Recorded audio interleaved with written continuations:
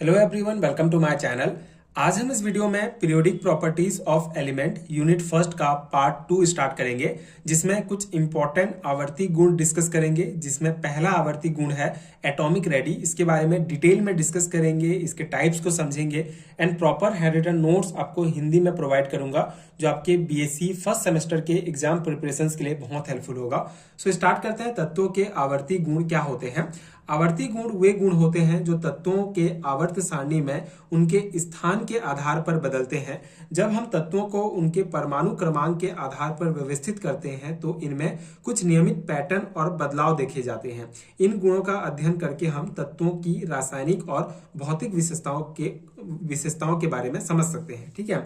सो तत्वों का आवर्ती गुण क्या होता है? बेसिकली पीरियोडिक टेबल में जो एलिमेंट्स रखे हुए हैं वो उनके प्रॉपर्टीज के आधार पर रखे हुए हैं। ठीक है। कौन सा एलिमेंट का कौन सा प्रॉपर्टी है उस आधार पर उनको पीरियोडिक टेबल में रखा गया है।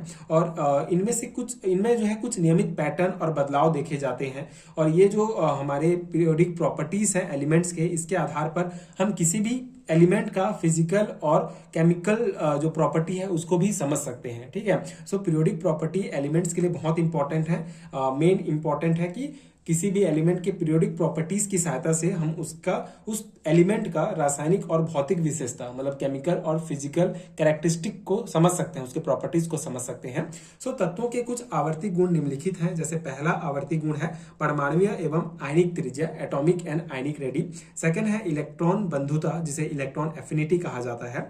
तीसरा आवर्ती गुण है आयनन एंथैल्पी, आयनाइजेशन एंथैल्पी, इसी को ही आयनाइजेशन एनर्जी भी कहा जाता है। ठीक है। तो इन टॉपिक्स को हम आगे डिटेल में डिस्कस करेंगे। बहुत इंपॉर्टेंट टॉपिक है ये। फोर्थ है हमारा विद्युत ऋणात्मकता, इलेक्ट्रोनेगेटिविटी। ठीक है। तो ये तीनों जो टॉपिक हैं वो बहुत मोस्ट इंपॉर्टेंट है, लॉन्ग टाइप क्वेश्चन में पूछे जाते हैं। आगे हम एक एक करके डिटेल में डिस्कस करेंगे। एंड जो पहला है हमारा परमाणुीय एंड आयनिक त्रिज्या, ये भी बहुत इंपॉर्टेंट है। तो आज हम इस पर्टिकुलर वीडियो में परमाणुीय एटॉमिक रेडी के बारे में डिस्कस करेंगे। जो परमाणुीय त्रिज्या है, इसके जो तीन इंपॉर्टेंट टाइप होते हैं, सहसंयोजक त्रिज्या, वॉन्डर वॉल्स त्रिज्या और क्रिस्टल त्रिज्या, इसको डिटेल में डिस्कस करेंगे। एंड ये प्रॉपर हैंड रिटन नोट्स आपको प्रोवाइड करूंगा। तो आई होप आपको समझ में आ गया होगा कि आवर्ती गुण क्या होते हैं, किस पीरियोडिक प्रॉपर्टीज ऑफ एलिमेंट। सो ये चार इंपॉर्टेंट जो आवर्ती गुण है आपको ध्यान रखना है। पहला है परमाणुीय एवं आयनिक त्रिज्या, दूसरा है इलेक्ट्रॉन बंधुता, तीसरा है आयनन एंथैल्पी एंड फोर्थ है विद्युत ऋणात्मकता। ठीक है। ये चार है आवर्ती गुण। अब पहला हम डिस्कस करते हैं परमाणुीय त्रिज्या, एटॉमिक रेडी क्या होता है। सो इसका बेसिक डेफिनेशन अगर हम देखें तो किसी परमाणु के नाभिक के केंद्र और उसके बाह्य इलेक्ट्रॉन कोष के बीच की दूरी को सामान्यतः परमाणु त्रिज्या कहा जाता है। ठीक है। बहुत सिंपल सा डेफिनेशन है, सिंपल सा कॉन्सेप्ट है।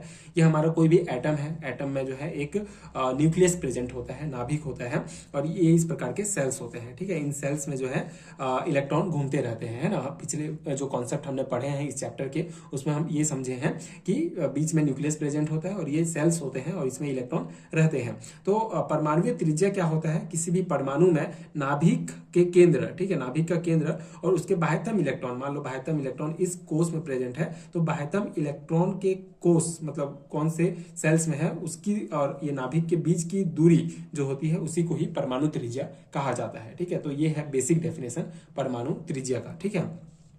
अब यहाँ पे एक नोट आपको ध्यान रखना है कि परंतु क्वांटम यांत्रिकी, क्वांटम मैकेनिक्स के अनुसार किसी इलेक्ट्रॉन की उसकी कोष में स्थिति निश्चित नहीं होती है, अतः उपयुक्त परिभाषा काल्पनिक है। ठीक है। अब क्वांटम मैकेनिक्स में क्या कहा गया है, जैसे हम यहाँ पे कॉन्सेप्ट ये पढ़े हैं कि जो इलेक्ट्रॉन्स होते हैं वो सेल्स में इस प्रकार से घूमते रहते हैं, लेकिन क्वांटम मैकेनिक्स के आधार पर ये जो इलेक्ट्रॉन्स हैं इनकी स्थिति इस कोष में, इस सेल्स में जो है वो निश्चित नहीं होती है। ठीक है। इसीलिए इस परिभाषा को काल्पनिक परिभाषा माना जाता है। ठीक है। ये हो गया। अब हम इसके टाइप को डिस्कस करें तो परमाणु त्रिज्या तीन प्रकार के होते हैं मेनली। पहला है सहसंयोजक त्रिज्या, कोवलेंट रेडियस। सेकंड है वॉन्डर वॉल्स त्रिज्या, van der Waals radius. And third है क्रिस्टल त्रिज्या, क्रिस्टल रेडियस। ठीक है। तो एक एक करके डिस्कस करते हैं। पहला है सहसंयोजक त्रिज्या क्या होता है।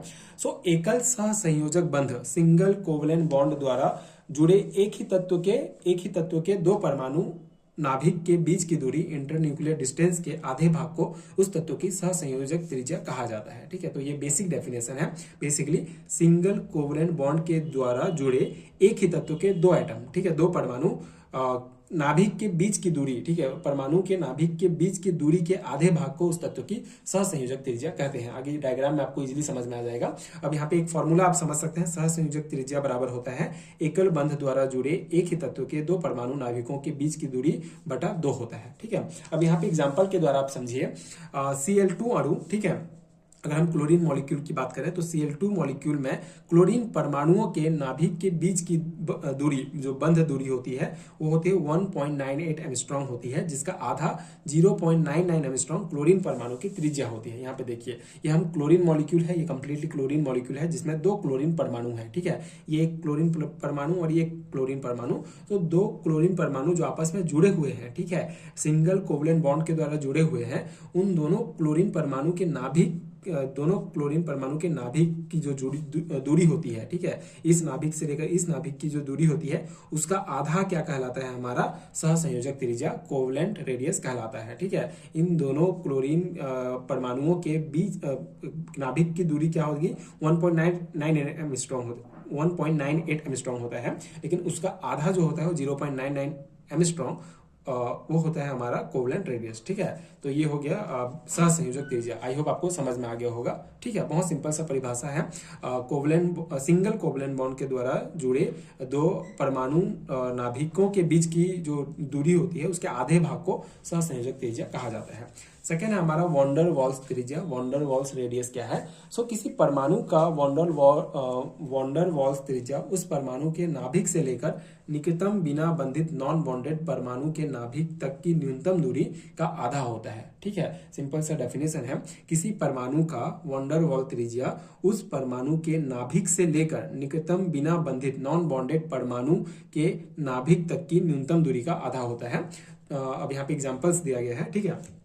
तो ठोस अवस्था में 2 Cl2 मॉलिक्यूल अणुओं में 2 निकटम आबंधित Cl परमाणु नाभिकों के बीच की दूरी 3.6 एंगस्ट्रॉम होती है, जिसका आधा 1.8 एंगस्ट्रॉम क्लोरीन परमाणु की वॉन्डर वॉल त्रिज्या कहलाती है। अब यहाँ पे ये जो कॉन्सेप्ट है इसको आप डायग्राम से समझिए। देखिए, ये हम यहाँ पे फर्स्ट क्लोरीन मॉलिक्यूल है हमारा और ये सेकंड क्लोरीन मॉलिक्यूल है, ठीक है। एक क्लोरीन मॉलिक्यूल में 2 क्लोरीन के अणु हैं।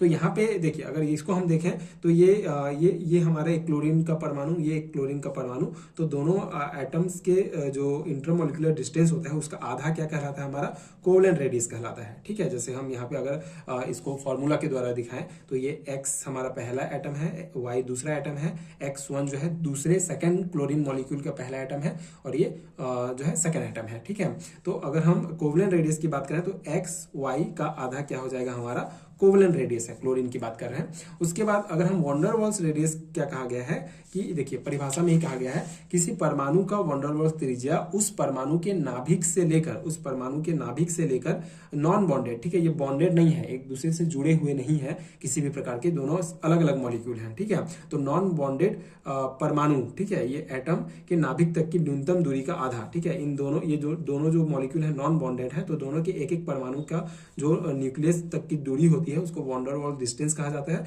और उसका जो आधा होता है वो होता है वॉन्डर वॉल्स रेडियस, ठीक है, जो होता है 1.8 एंगस्ट्रॉम, ठीक है।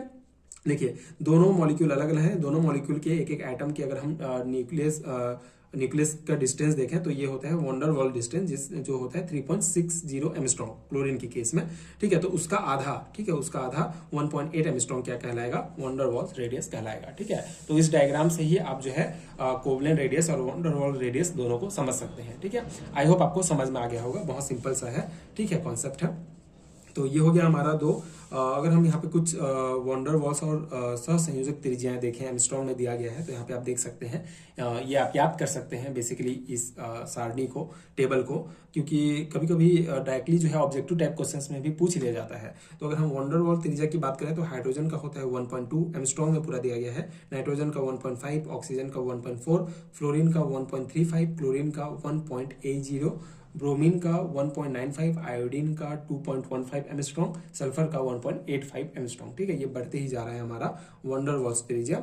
और अगर हम सहसंयोजक त्रिज्या की बात करें तो ये होता है 0.37 एंगस्ट्रॉम, नाइट्रोजन का 0.75 एंगस्ट्रॉम, ऑक्सीजन का 0.73, फ्लोरीन का 0.72, क्लोरीन का 0.99, ब्रोमीन का 1.14 एंड आयोडीन का 1.33 एंड सल्फर का 1.04। यह है सहसंयोजक त्रिज्या, ठीक है, कोवलेंट रेडियस। तो ये वॉन डेर वाल रेडियस और कोवलेंट रेडियस का एक टेबल है जो आप याद रख सकते हैं। ये एमस्ट्रॉन्ग में ही पूरा मान दिया गया है।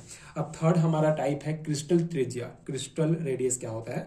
तो धातुओं और अक्रिय गैस तत्वों की ठोस अवस्था में परमाणु त्रिज्या क्रिस्टल त्रिज्या कहलाती है, ठीक है। कोई भी धातु है या कोई अक्रिय गैस है, कोई एलिमेंट की जो ठोस अवस्था है उसमें जो परमाणु त्रिज्या होती है, मतलब जो दो परमाणुओं के बीच की जो दूरी होती है, दूरी का जो आधा होता है, वो क्रिस्टल त्रिज्या कहलाता है। कौन सी अवस्था में? ठोस अवस्था में।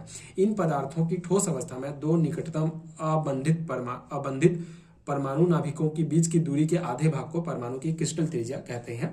ठोस सोडियम के दो निकटतम सोडियम परमाणु नाभिकों के बीच की दूरी 3.72 एंगस्ट्रॉम होती है, जिसका आधा अर्थात 1.86 एंगस्ट्रॉम सोडियम की क्रिस्टल त्रिज्या होती है, ठीक है। अब यहाँ पे डायग्राम में आप देख सकते हैं, ये देखिए क्रिस्टल त्रिज्या क्या है। अगर हम सोडियम की बात करें तो ये हमारा 2 सोडियम है, ठीक है, 2 सोडियम परमाणु है, एटम है, ठोस अवस्था में है। तो इन दोनों के नाभिक से अगर हम दूरी देखें तो ये होता है 3.72 एंगस्ट्रॉम और उसका आधा जो होता है 1.86 एंगस्ट्रॉम, ये होती है क्रिस्टल त्रिज्या, ठीक है। तो इसी प्रकार ठोस अवस्था में ऑर्गन के दो निकटतम अबंधित परमाणु के बीच की दूरी 3.8 एंगस्ट्रॉम होती है, जिसका आधा 1.9 एंगस्ट्रॉम ऑर्गन की क्रिस्टल त्रिज्या होती है। ये सेकंड एग्जांपल है हमारा, ठीक है। पहला सोडियम का एग्जांपल है, सेकंड ऑर्गन का एग्जांपल लिया गया है, ठीक है। तो ये हो गया हमारा कॉन्सेप्ट। अब हम परमाणु त्रिज्याओं की आवर्तिता, जो पीरियोडिसिटी है, अगर हम उसको देखें एटॉमिक रेडियस की, एटॉमिक रेडी की पीरियोडिसिटी की बात करें तो पहला है हमारा आवर्त सारणी में किसी आवर्त से दाहिने चलने पर परमाणु क्रमांक में वृद्धि के साथ साथ उसकी परमाणु त्रिज्या हैलोजन तक घटती जाती है, ठीक है, ये उसकी है, ठीक है। आवर्त सारणी में किसी आवर्त में दाहिने चलने पर परमाणु क्रमांक में वृद्धि के साथ साथ परमाणु त्रिज्या हैलोजन तक घटती जाती है, क्योंकि नाभिक में प्रोटॉन बढ़ने से नाभिकीय आवेश तो बढ़ जाता है, जबकि इलेक्ट्रॉन के कोषों की संख्या वही रहती है। प्रोटॉन बढ़ने से नाभिक और इलेक्ट्रॉनों के बीच आकर्षण बढ़ जाता है, जिससे इलेक्ट्रॉन नाभिक के पास आ जाते हैं और परमाणु त्रिज्या घट जाती है, ठीक है। तो ये आवर्त सारणी में आवर्त की बात किया गया है कि अगर हम आवर्त में जो है इस प्रकार से दाहिने साइड चलते हैं तो हमारा जो परमाणु त्रिज्या है, ठीक है, एटॉमिक रेडियस है, वो घटते जा रहा है, ठीक है। तो ये आप टेबल याद रख सकते हैं, ठीक है। सेकंड पॉइंट है हमारा किसी वर्ग में, अगर हम देखें किसी वर्ग में अगर हम ऊपर से नीचे चलने पर परमाणु क्रमांक बढ़ने के साथ साथ परमाणु त्रिज्या बढ़ती जाती है, जिससे नाभिकीय आवेश प्रोटॉन के कारण नाभिकीय आवेश का बाह्यतम कक्षा में इलेक्ट्रॉन पर प्रभाव कम होने लगता है, ठीक है। तो ये पूरा थ्योरी पॉइंट है, एक बार आप देखेंगे तो आपको याद हो जाएगा। मेनली आपको ये टेबल याद रखना है, ठीक है, कि लिथियम का जो है एंगस्ट्रॉम में परमाणुीय त्रिज्या क्या है, सोडियम का क्या है, पोटेशियम का क्या है। तो यहाँ पे देख सकते हैं ऊपर से नीचे जाने पर जो परमाणु त्रिज्या का परमाणु क्रमांक बढ़ने के साथ साथ जो परमाणु त्रिज्या है वो भी बढ़ती जाती है, ठीक है। तो ये हो गया पीरियोडिसिटी। अब एक और जो कॉन्सेप्ट इससे रिलेटेड है वो है कि परमाणु त्रिज्या को निम्नलिखित कारक प्रभावित करते हैं, ठीक है। तो ये बस ऐसी यहाँ पे नाम लिख दिया गया है, अगर आपको डिटेल में पूछा जाता है तो आप इससे रिलेटेड कुछ पॉइंट लिख सकते हैं। जैसे परमाणु त्रिज्या को मेनली परमाणु के बीच का प्रतिकर्षण बल, जो रिपल्सिव फोर्स होता है, वो इफेक्ट करते हैं। सेकेंड है परमाणु की उप संयोजकता संख्या, ठीक है, कोऑर्डिनेशन नंबर जो होती है, ये प्रभावित करती है। थर्ड है बंध की बहुलता, multiplicity of bond, and fourth है बंध की आयनिक गुण, ठीक है। तो ये 4 फैक्टर्स हैं जो प्रभावित करते हैं परमाणु त्रिज्या को, और ये इसके जो इंपॉर्टेंट टाइप्स हैं वो मैंने डिस्कस किया एंड बेसिक कॉन्सेप्ट समझाने का प्रयास किया। आई होप कि आपको समझ में आ गया होगा एंड ये नोट्स आपके एग्जाम प्रिपरेशंस के लिए हेल्पफुल रहा होगा। इंपॉर्टेंट टॉपिक है बीएससी सेमेस्टर एग्जाम्स के लिए। आप अपने सिलेबस में टॉपिक देख सकते हैं, आपके बीएससी फर्स्ट सेमेस्टर के यूनिट फर्स्ट में ये टॉपिक आपको देखने को मिलेगा, तो आप उस अकॉर्डिंग प्रिपरेशंस कर सकते हैं इस टॉपिक का। एंड अगर आपको रिटन नोट चाहिए पीडीएफ फॉर्म में बीएससी एंड एमएससी लेवल के सेमेस्टर एग्जाम्स के लिए, तो नीचे डिस्क्रिप्शन बॉक्स में आपको पीडीएफ स्टोर का लिंक मिलेगा, आप चेक कर सकते हैं। इसके अलावा स्क्रीन पर आपको एक व्हाट्सअप नंबर भी दिख रहा होगा, उसमें भी आप मुझे पेड हैंड रिटन नोट्स के लिए डायरेक्ट कांटेक्ट कर सकते हैं।